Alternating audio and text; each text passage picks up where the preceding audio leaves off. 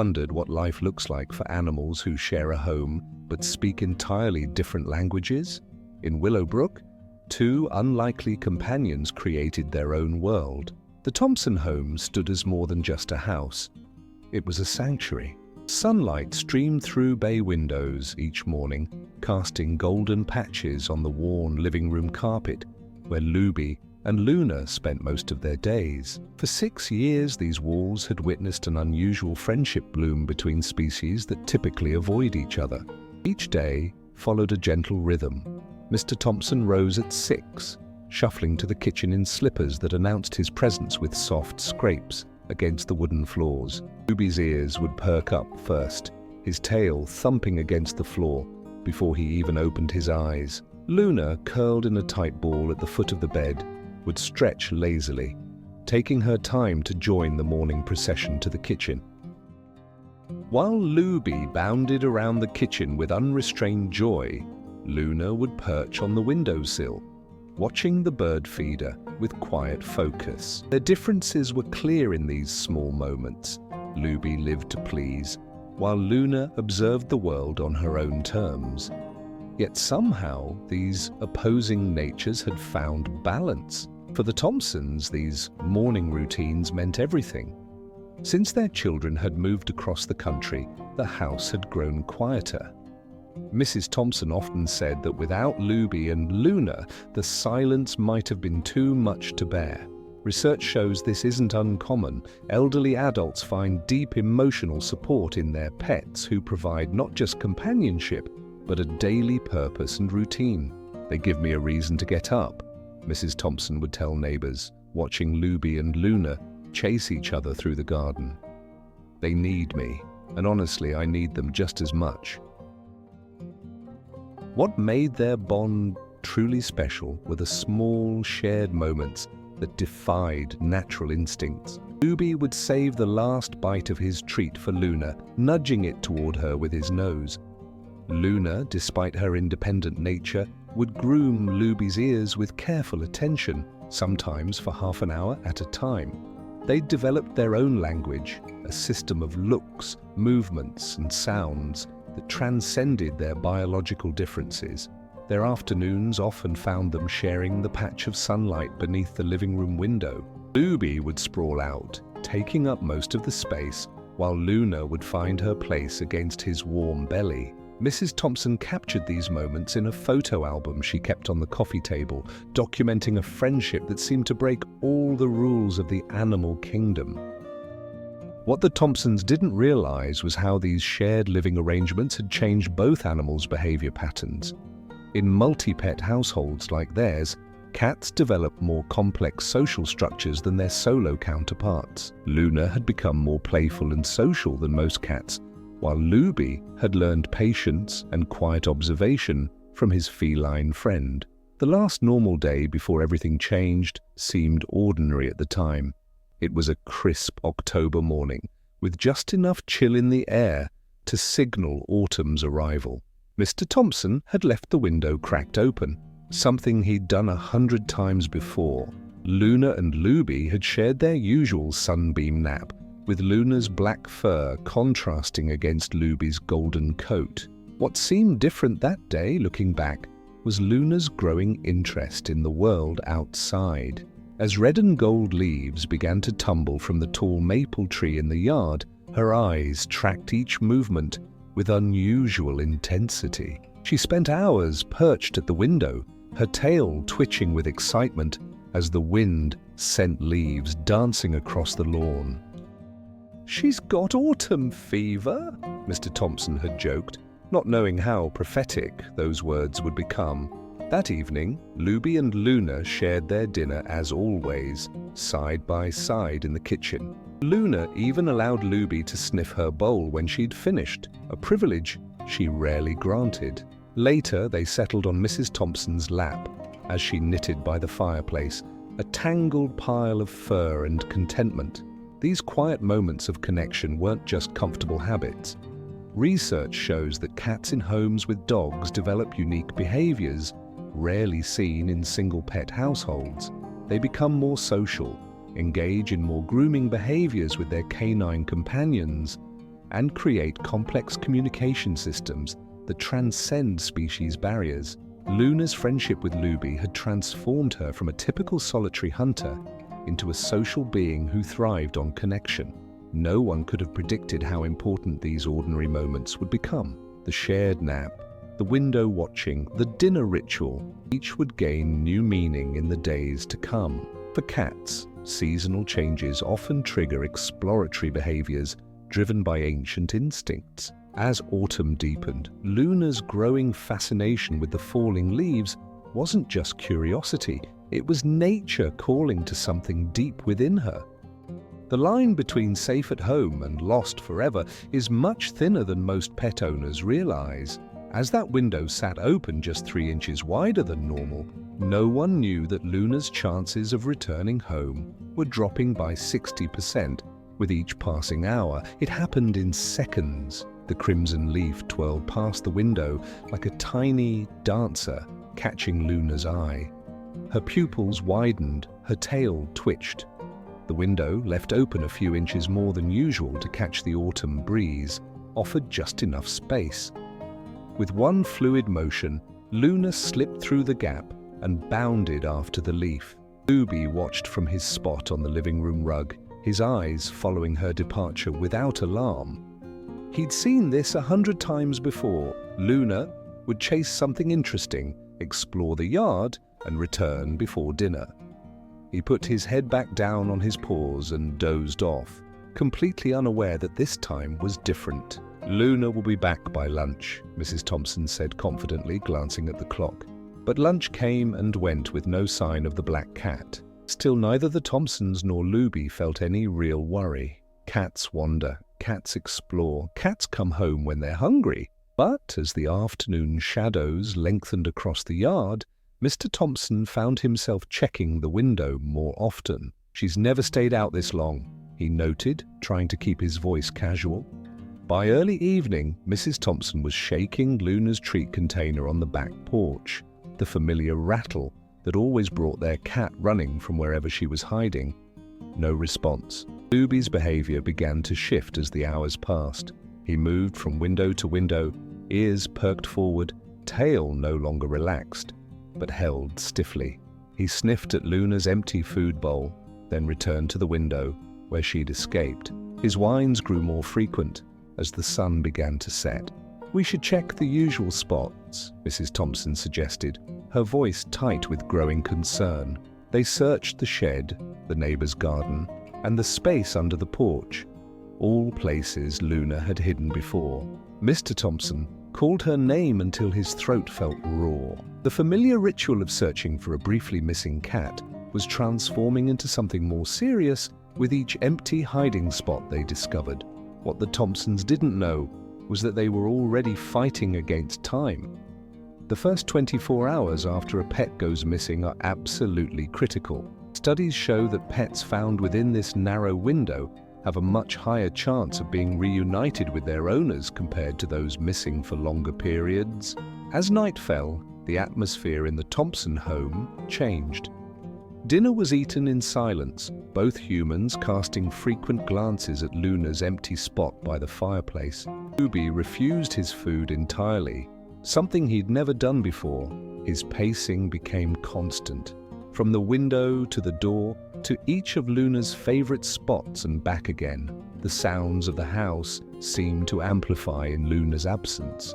The tick of the clock on the mantel, the creak of Mr. Thompson's chair, the soft whine that occasionally escaped from Luby's throat. Each noise highlighted what was missing: the soft padding of Luna's paws, her quiet meows, the gentle purr that usually filled the evening hours. "Should we put up signs?"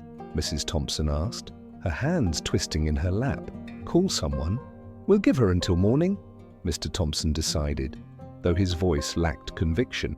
He'd always believed that cats found their way home. But the growing anxiety in Luby's behavior was infecting him too. The dog knew something wasn't right. What the Thompsons didn't understand yet was that Luna's behavior now would be nothing like Luby's would be in the same situation. While lost dogs often run in wide circles looking for home, continuing to move and search, Cats react to displacement in an entirely different way. When lost, cats typically hide silently, finding a secure spot within a surprisingly small area, often within 200 to 500 meters of where they left home. Rather than trying to find their way back, cats freeze in place, paralyzed by fear. They enter survival mode, which means they might not respond to familiar voices or even the sound of food being offered. They perceive time differently than humans, experiencing an urgent sense of confusion that affects their ability to navigate homeward. As the first night without Luna stretched on, the Thompsons finally went to bed, leaving a small lamp on so she can find her way in. Luby refused to join them upstairs as he usually did. Instead, he took up position by the window, his eyes fixed on the darkness outside, his body tense and alert. What none of them realized was how quickly Luna's perception of home was changing. With each hour, her domestic instincts were fading, replaced by something more primal. The pet they knew was transforming in ways that would make her both harder to find and potentially less willing to be found. As darkness fell over the forest, Luna's domestic world faded like a dream. The cat, who had spent 6 years sleeping on soft pillows, now crouched in the shadows, her body remembering skills her mind had never learned. That crimson leaf had been so tempting. Luna had followed its dance through the trees, pouncing and batting at it whenever the wind dropped it within reach. With each playful leap, she'd ventured deeper into the woods, the familiar sense of home growing fainter behind her. It wasn't until the sun began to sink that she paused, suddenly aware of how the forest had changed around her. Gone were the warm scents of the Thompson house. Instead, her nose filled with strange smells, damp earth, decaying leaves, and something musky that made her fur stand on end. The playful mood vanished. Luna froze, her pupils widening to take in her surroundings as the forest darkened. A twig snapped nearby. Luna's muscles tensed as she flattened herself against the ground. Without conscious thought, her body shifted into a position her pampered life had never taught her. The perfect hunting crouch. Her ears swiveled independently, tracking sounds from all directions. The transformation was happening with startling speed. The temperature began to drop as night settled in. Luna's first instinct was to find shelter. She'd never had to search for warmth before. There had always been a sunny windowsill or Luby's warm body. Now she moved cautiously from tree to tree, testing each possible hiding spot. A hollow log proved too damp.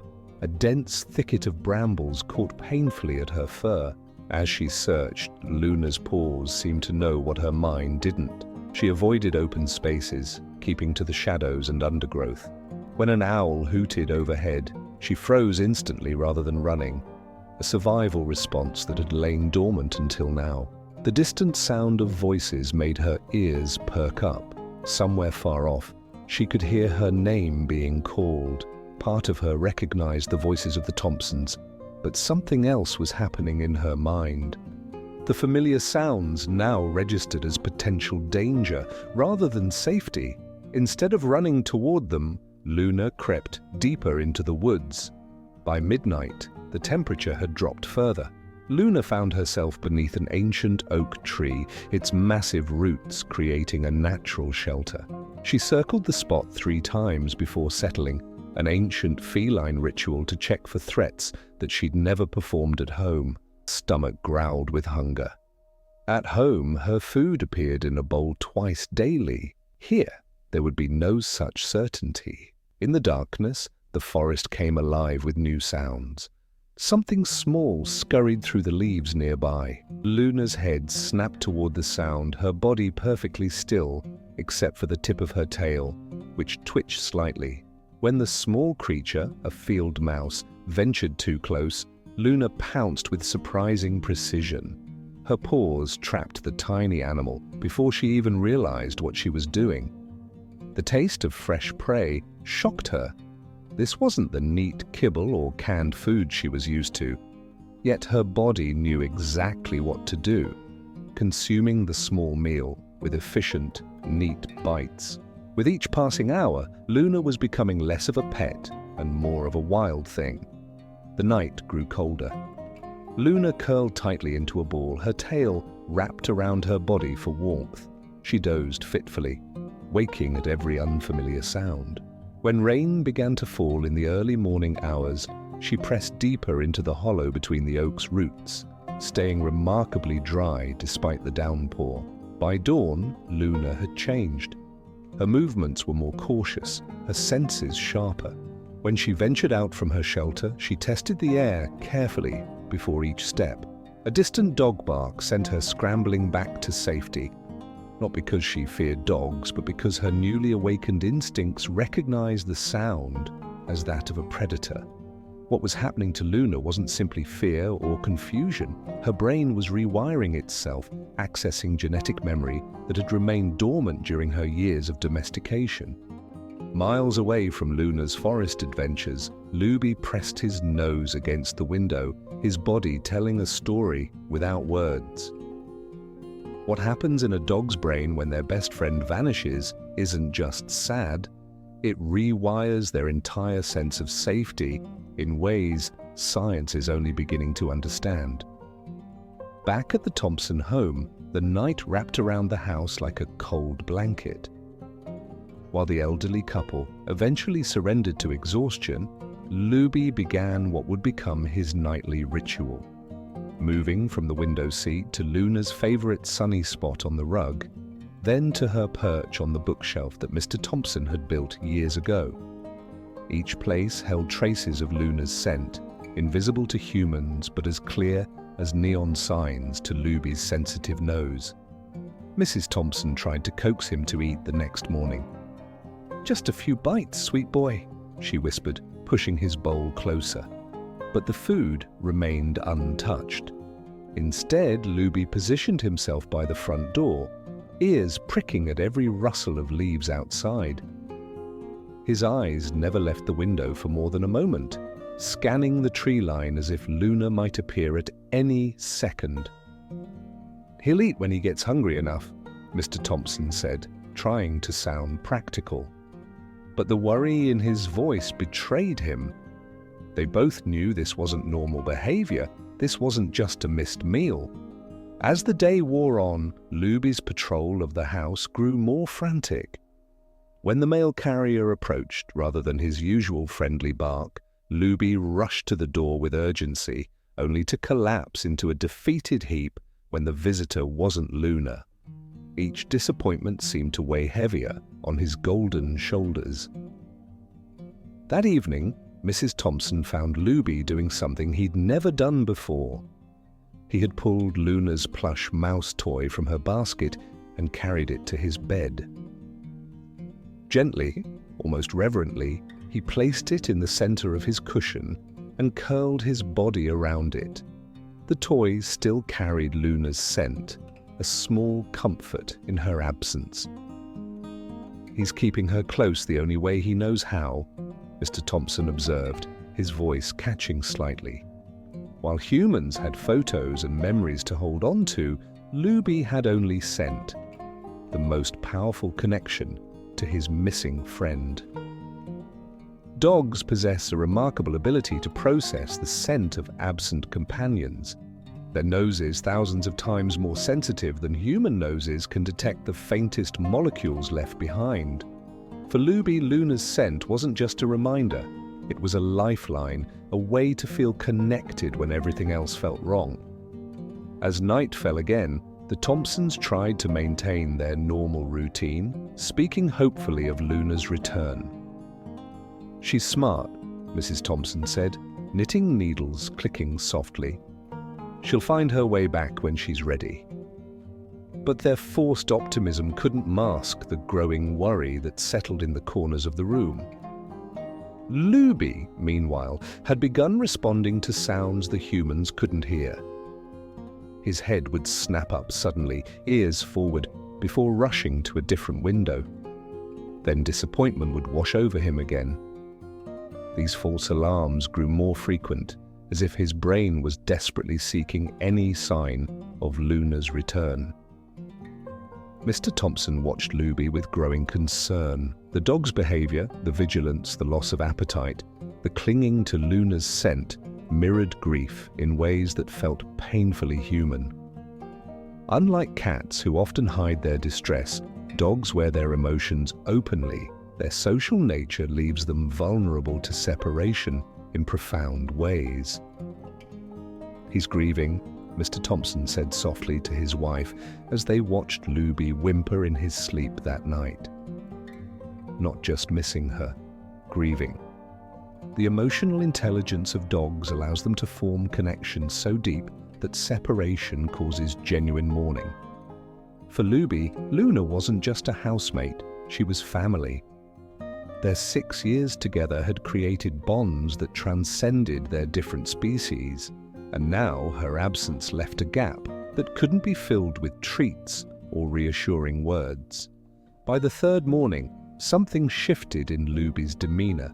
The passive waiting transformed into restless determination. He began bringing Luna's toys to the Thompsons, dropping them at their feet with meaningful glances toward the door. When that didn't work, he stationed himself by Mr. Thompson's boots, whining with new urgency. At the breakfast table, Mr. Thompson set down his coffee mug with sudden purpose.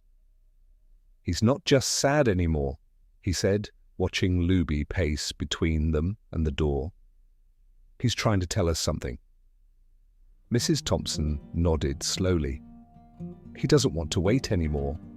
The dog's entire body seemed to agree, his tail giving a single, determined wag. The message couldn't have been clearer if he'd spoken the words. Waiting wasn't working. The time for action had come. Dogs process separation differently than cats because their very nature is built on social connection. While cats can adapt to solitude, dogs experience the absence of a bonded companion as a disruption to their entire world. Their visible distress, the behaviors Luby displayed, serves an evolutionary purpose, to communicate that something is wrong and needs fixing. The first golden rays of morning light filtered through the trees as Luby led with purpose, following a scent only he could detect. What happens in those critical first moments when a lost pet is found? When wild survival meets the memory of home? Luby's ears perked forward, his nose working overtime. He pulled the Thompsons toward the ancient oak with such force that Mrs. Thompson nearly lost her footing on the damp forest floor. His tail no longer wagged. It was rigid, a pointer aimed directly at the hollow base of the tree. "Do you think—" Mrs. Thompson couldn't finish her sentence. Hope and fear mixed in her voice like oil and water. Mr. Thompson squeezed her hand. "Let Luby lead. He knows what he's doing." They stopped 20 feet from the tree. Luby looked back at them, his eyes asking for trust. Mr. Thompson unclipped the leash, and Luby moved forward alone, his steps now slow and careful. Inside the hollow, Luna sensed them before she heard them. Her whiskers twitched at the change in air pressure. Then familiar scents reached her. The woody smell of Mr. Thompson's pipe tobacco, the lavender soap Mrs. Thompson used, and strongest of all, Luby's warm, earthy presence. Her body tensed. Part of her brain, the wild part that had kept her alive for 3 days, screamed danger.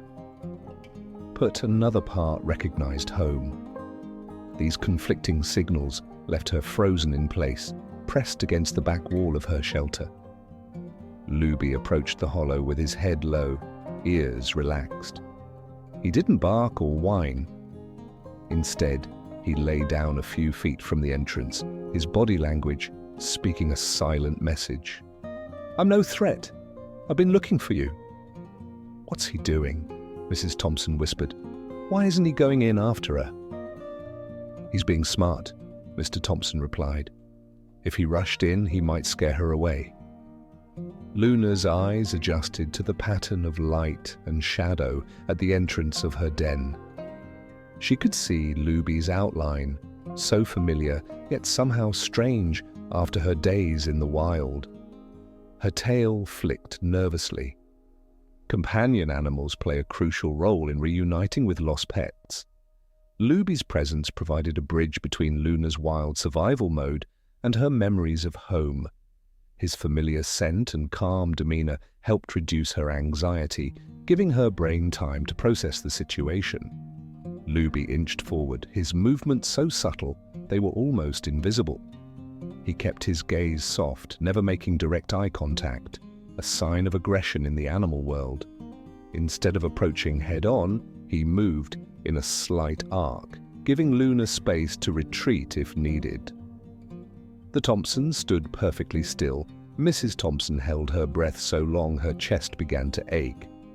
Inside the hollow, Luna's nose worked furiously, processing the incoming information. Cats rely heavily on their sense of smell for recognition, and despite her time away, the sense of home were unmistakable. Her whiskers relaxed slightly, and her pupils widened.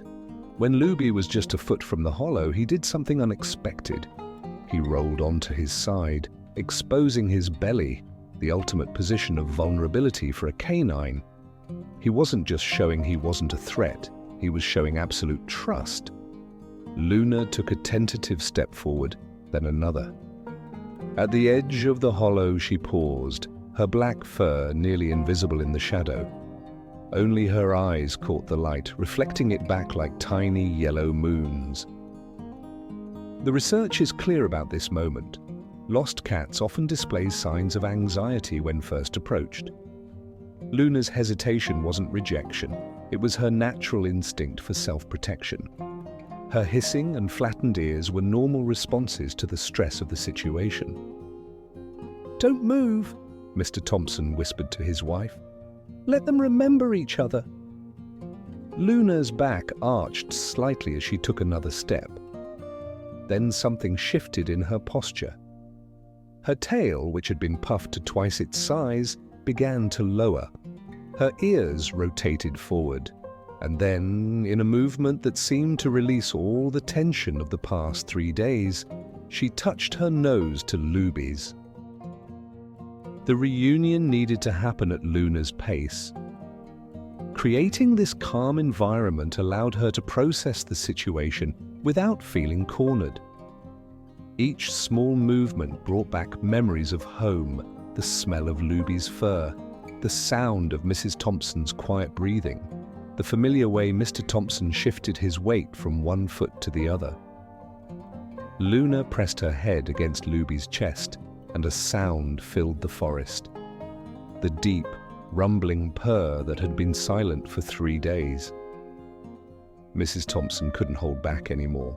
Tears streamed down her weathered face. "Luna?" she called softly. "Luna, baby, it's time to come home." At the sound of her name, Luna looked up. For a moment, she seemed caught between two worlds.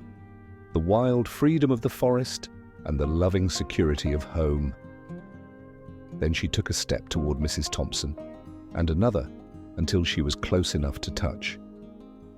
Mrs. Thompson knelt slowly, her joints protesting the movement. She held out her hand, palm down, fingers slightly curled. Luna sniffed it carefully, then pushed her head against those familiar fingers. "That's my girl," Mrs. Thompson whispered. "That's my brave girl." The reintegration process had begun. Luna allowed herself to be lifted into Mrs. Thompson's arms, though her body remained alert, ready to flee if needed. Mr. Thompson stroked Luby's head, murmuring praise for the hero of the hour. Gradual reintroduction to familiar spaces and scents would help ease Luna's transition back to home life. The process would take time. Wild instincts don't disappear overnight. But the first and hardest